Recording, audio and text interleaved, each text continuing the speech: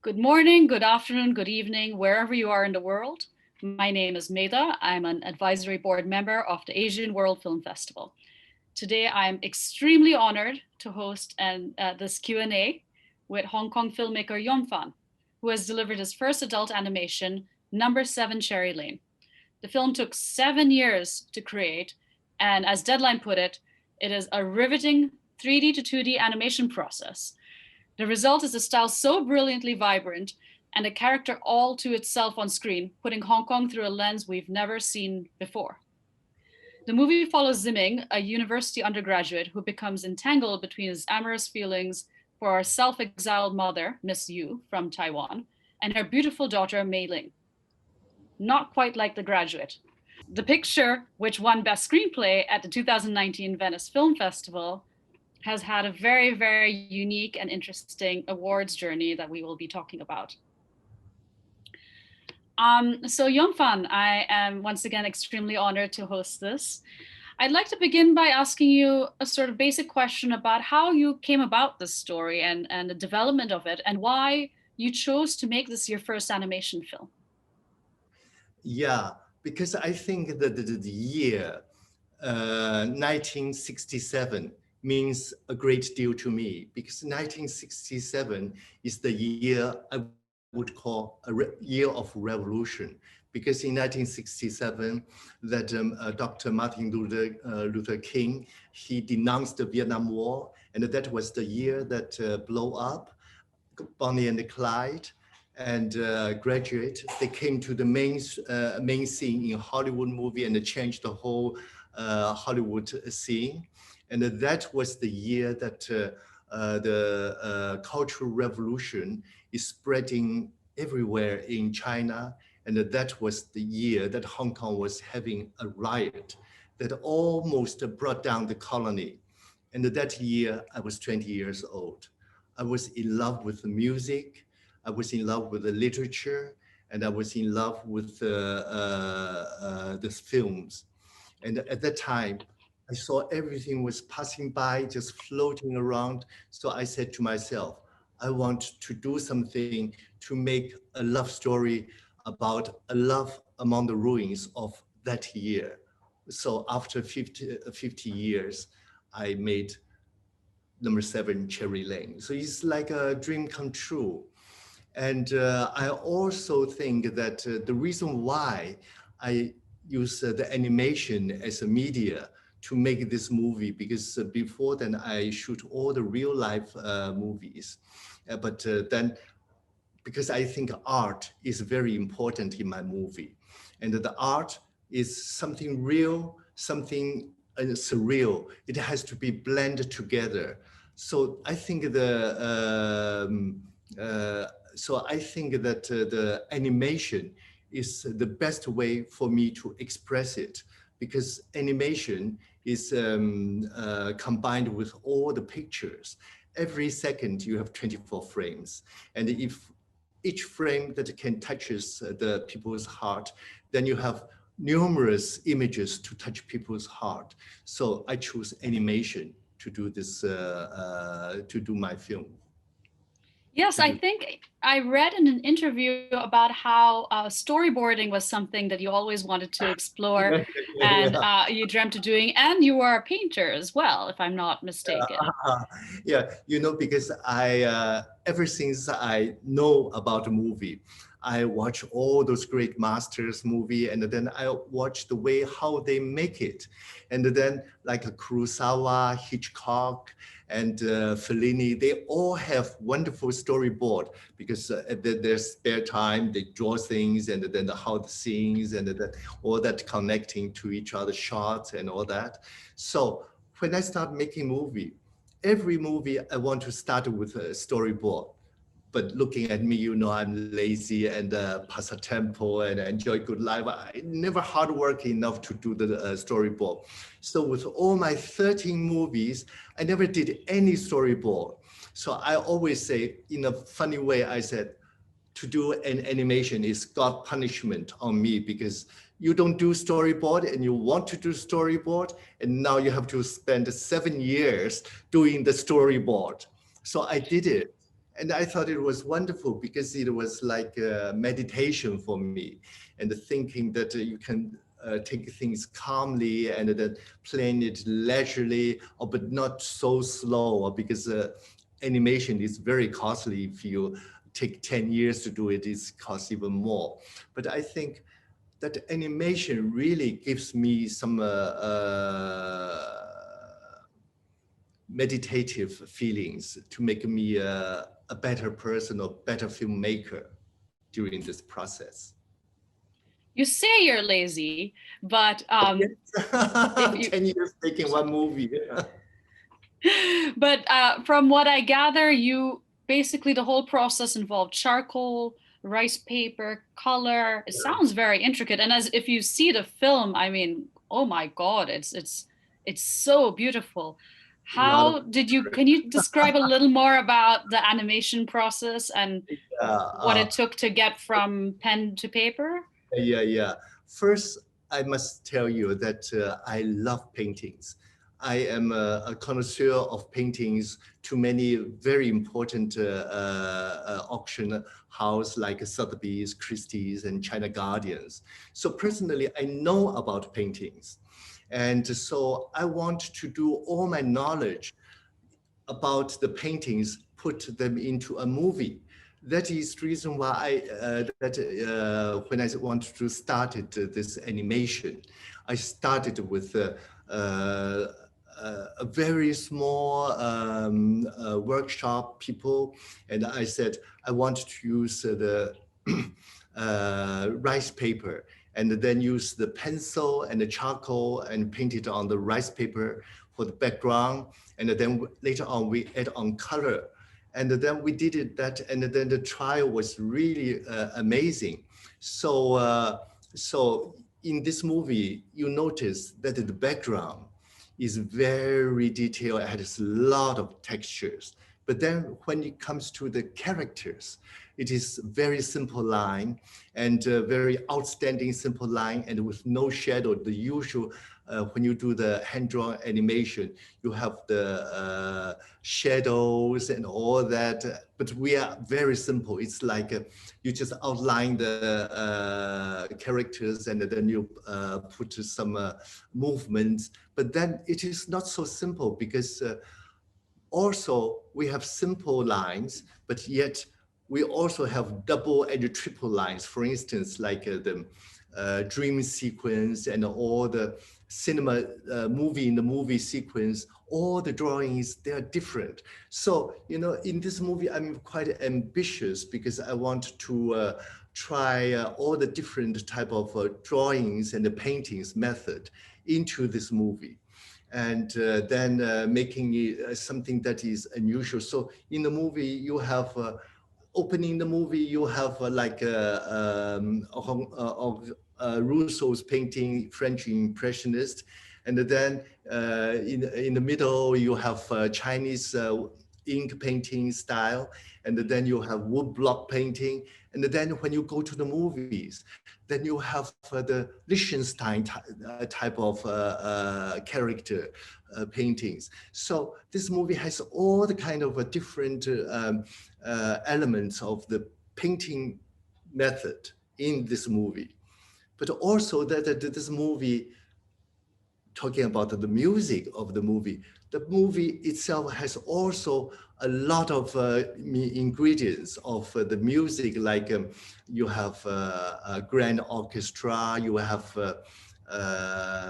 Latin drums, and then you have classical Chinese music, you have classical symphony music and all original music, and then we buy things like Jimmy Reeves old tunes.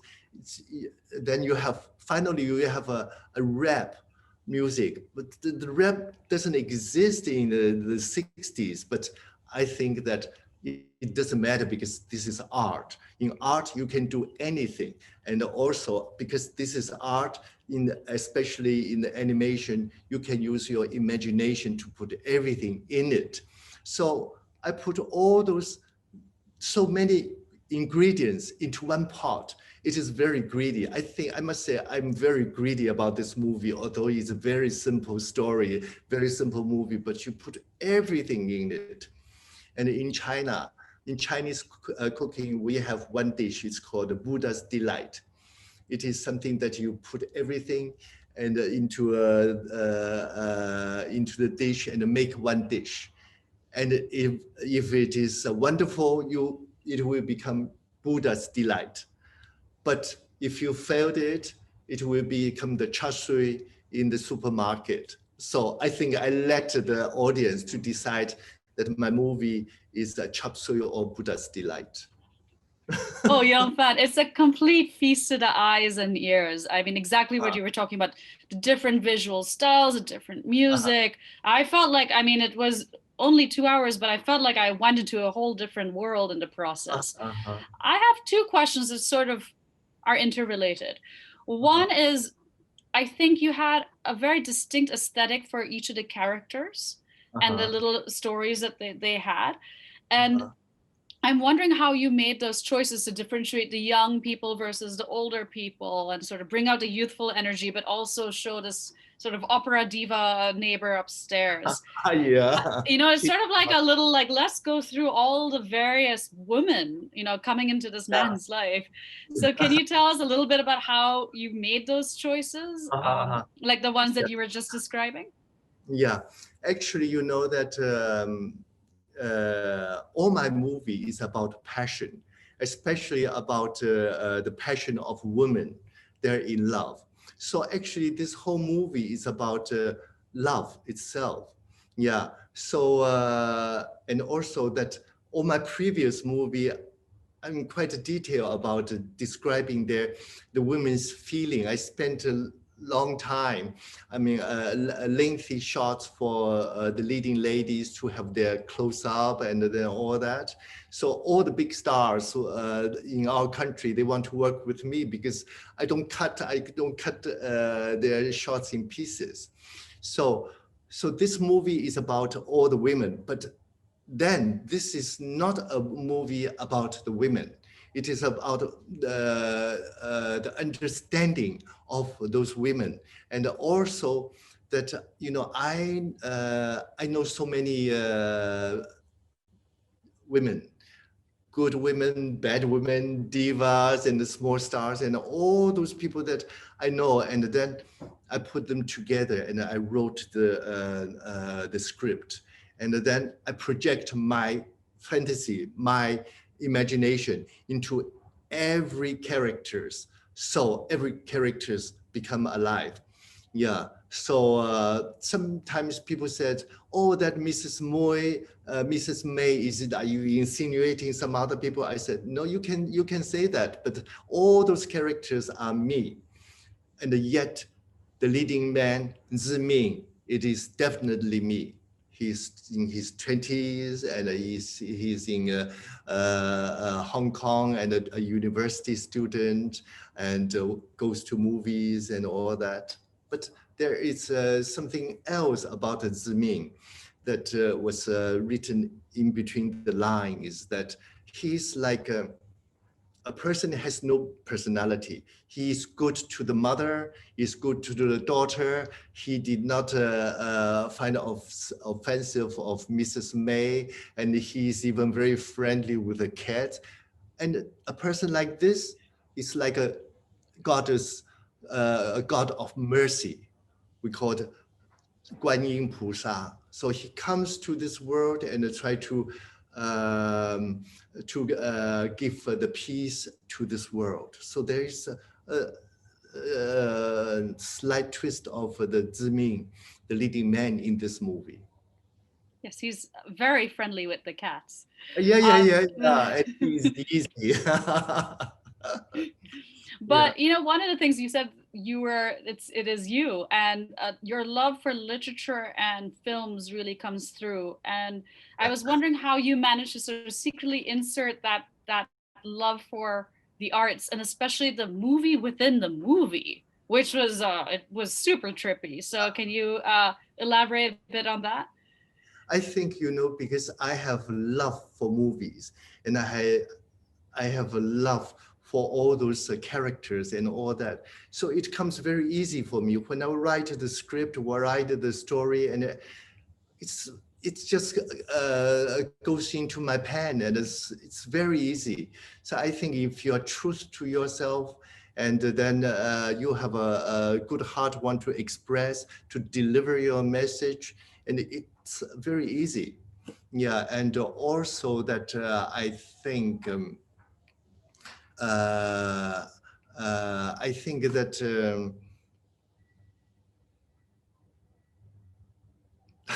all of a sudden I went blank. Yeah.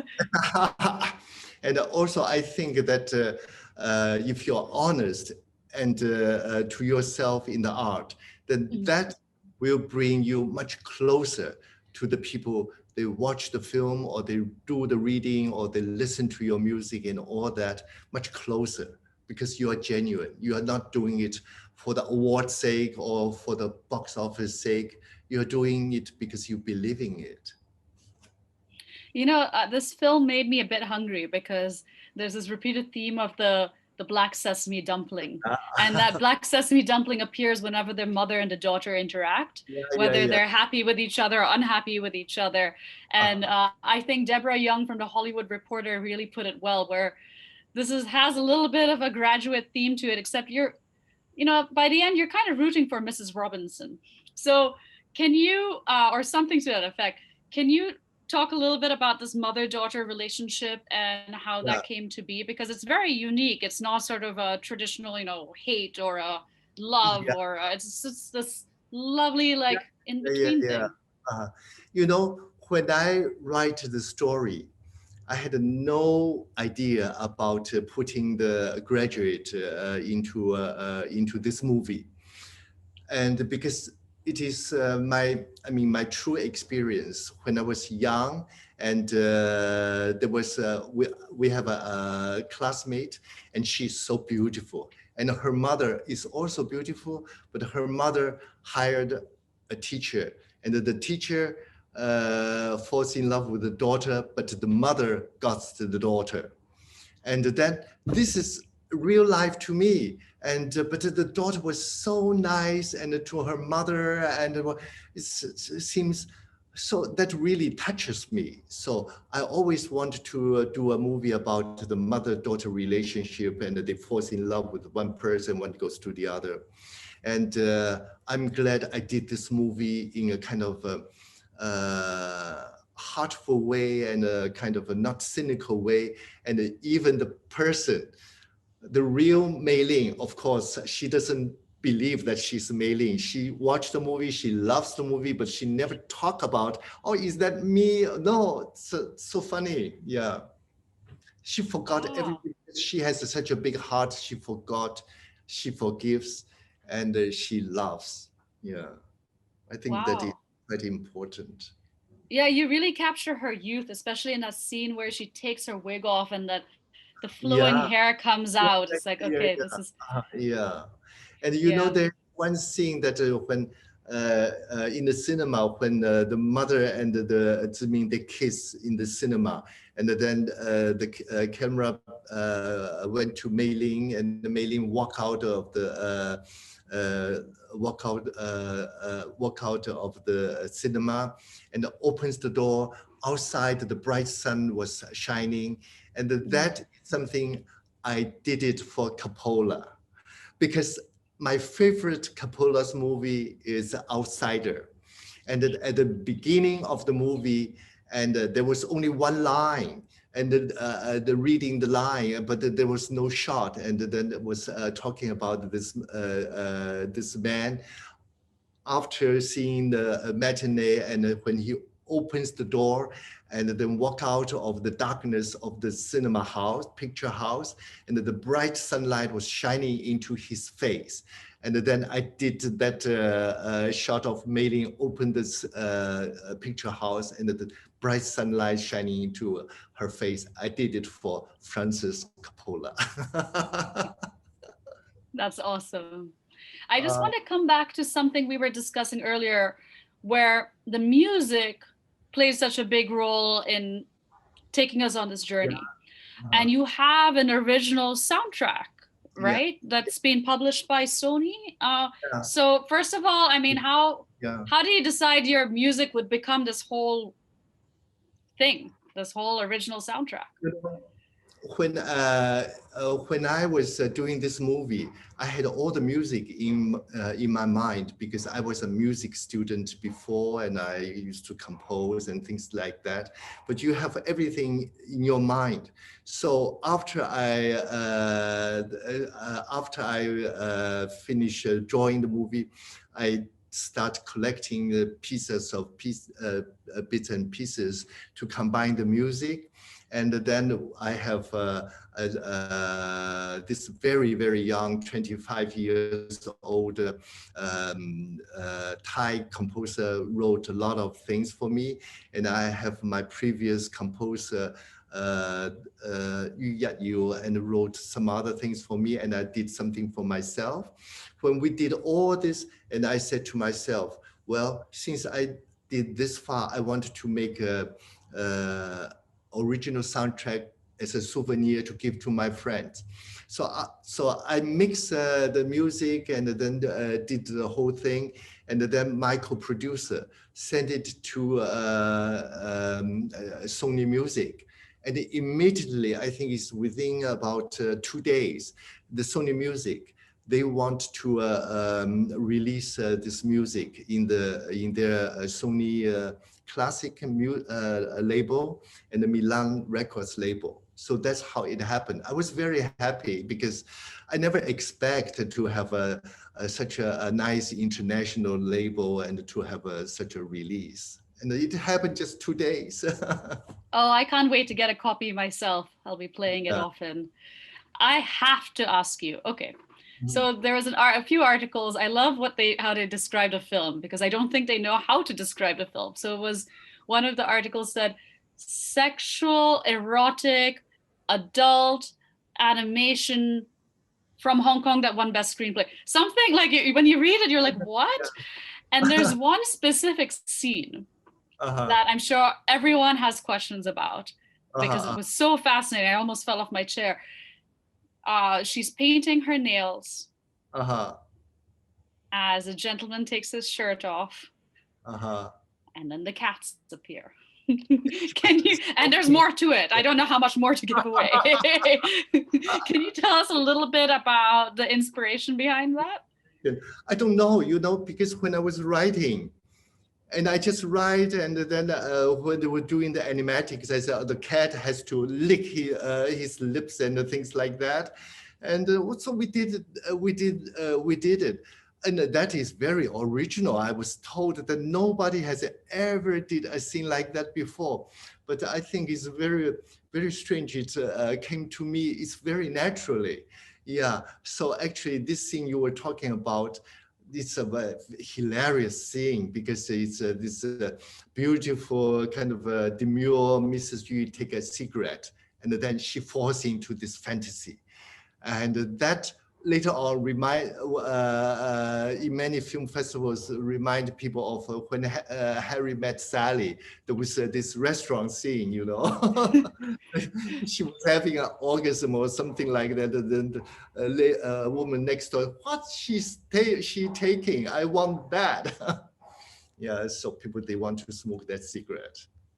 I love how certain scenes of your film have been inspired by very unique Hollywood films. You were talking about The Outsiders, when Harry met Sally. A lot of these things. And I think one of the things I was discussing with you and a few others is that you're a very revolutionary filmmaker, but in a very simple and subdued manner. And so, you have sort of boys and girls falling in love with people of the same gender, people of the other gender. But then you've also kind of made them a little more mainstream, and you've made stars. You've worked with Chao Yonfan and Daniel Wu and Maggie Cheung, but with this independent spirit, which I love. What has been your favorite film so far, apart from this one? Oh, so many, because there is one film that I made. That film actually changed all my filmmaking career. It is Boogie Street. This film was shot in Singapore. It's about the transgenders and the transvestites on the Black Street in Singapore in the 60s. And that film that was not an experimental film. It was, we have a Panavision and we have loads of lighting moved from Hong Kong to Singapore to shoot that film.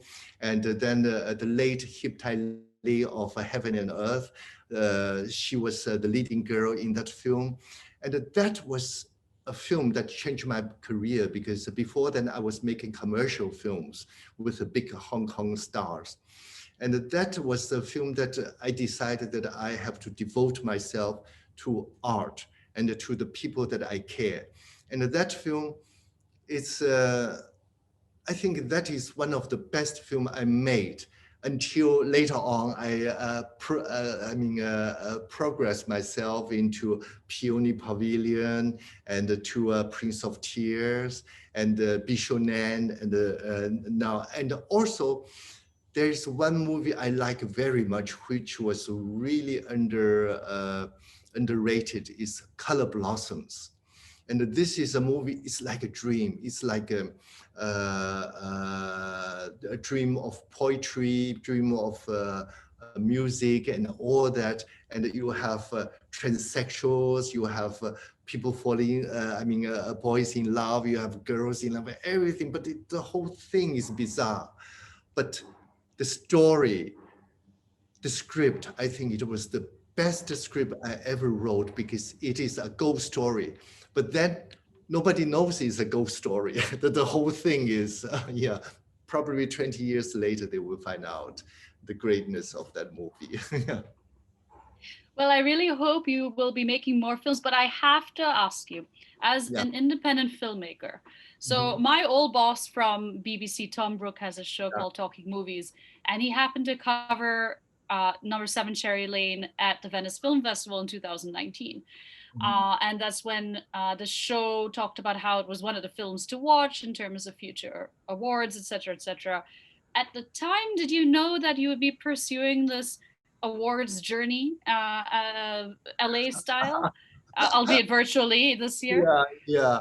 No, if I had the idea of pursuing this